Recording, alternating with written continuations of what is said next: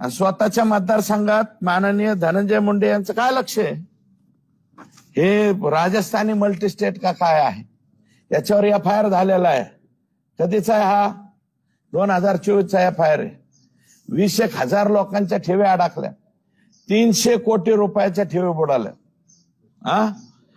15 महिने झालं. फक्त चेअरमन अटक आहे. कोण चेअरमनचं नाव काय? बियाणी. एकटाच अटक. बाकी सगळे संचालक फरार आहेत. कस काय फरार राहतात धनुभाऊ? म्हणजे महादेव मुंडेला मारणारे माणसं 15 महिने 16 महिने फरार. 300 कोटी रुपये, ह्या 300 कोटी पैकी 250 कोटी रुपये हे फक्त आणि फक्त परळी तालुक्यातल्या लोकांचे आहेत. त्या 250 कोटी रुपयांच्या ठेवी थांबल्या. जवळजवळ 5-6 लोक स्वतःचा जीव सोडून दिलाय त्यांनी. याच्याकडे बघायला धनंजय मुंडेला लक्ष नाही. हे जे 15 महिन्यापासून, मी आता एसपींना बी बोलणार आहे, आयजींना बोलणार आहे, 15 महिन्यापासून संचालक फरार कस काय राहू शकतात? हे जे फरार, आणि एक शाळा आहे जणू ह्या चमूची, कॉलेज आहे, शाळा आहे, तिथून पैसे पुरवले जातात कोणाला? फरार आरोपींना. हे पोलिसांना सापडत नाही परळीतल्या किंवा बीड जिल्ह्याच्या पोलिसांना कस काय सापडत नाही? हे फक्त चेअरमन, ते जे काय नाव त्यांचं, बियाणी साहेब एकटे स्वतः आज जाऊन बसलेत, बाकीचे सगळे फरार. अरे काय तारा माणसाने, बीड जिल्ह्यातल्या माणसांनी जगायचं कसं हे सांगा ना मला तुम्ही. इकडं 5,000 कोटीला अडकलेत ज्ञानराधा, जिजाऊ, या मल्टीस्टेट. अजून एक कोणती? लय येत महासाहेब यात. अरे ह्यांना लाजा वाटत नाही. जिजाऊंचं नाव देतात, महासाहेबाचं नाव देतात, ज्ञानराधा. अरे हे ज्ञानराधाचा हे कुठे? स्वतःच्या बायकोला 3-3 आणि 5-5 गाड्या बॉडीगार्ड लिहायला.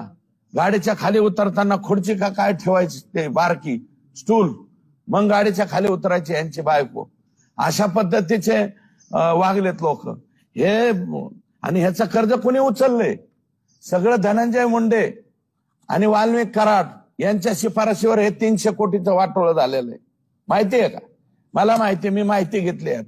सगळं वाटोळं यांनी केलं. याच्यावर अजून प्रशासक नाही. 15 महिन्यापासून गुन्हा दाखल होऊन गेलाय. का प्रशासक येत नाही? धनंजय मुंडे साहेब का प्रशासक येऊन देत नाहीत? का?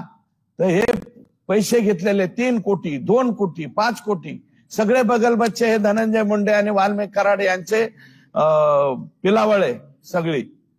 आणि हे इतके खतरनाक आहेत हे काही लोक, म्हणजे मी सगळे नाही म्हणत, अशी टाळी वाजवणाऱ्यांकडून सुद्धा पैसे गोळा करीत होते. तृतीयपंथीयाकडून पैसे गोळा करतात. म्हणजे हे खालचे कार्यकर्ते बर का, मी काय वरच्या ह्यांना म्हणत नाही. मग स्वतःचे कार्यकर्ते कोणाकडून पैसे गोळा करतात हे जे माहित. मग माझं म्हणणं आहे की 300 कोटीचा डल्ला मारून हे लोक फरार आहेत. यांचे दुकानं कसं काय चालू आहेत? यांचे व्यवहार कसे चालू आहेत? म्हणजे एकदम बिनदिक्कतपणे यांचे व्यवहार चालू आहेत. आणि यांच्या दुकानात जर कोणी गोरगरीब माय माऊली मागायला गेली की आमचे पैसे द्या, तर खिदी हसत. म्हणजे ह्या संचालकांचे व्यवहार चालू, यांचे दुकानं चालू. मग पोलिसांना ह्यांचे घरातले लोक बिका आणून पोलीस स्टेशनला बसता येत नाही.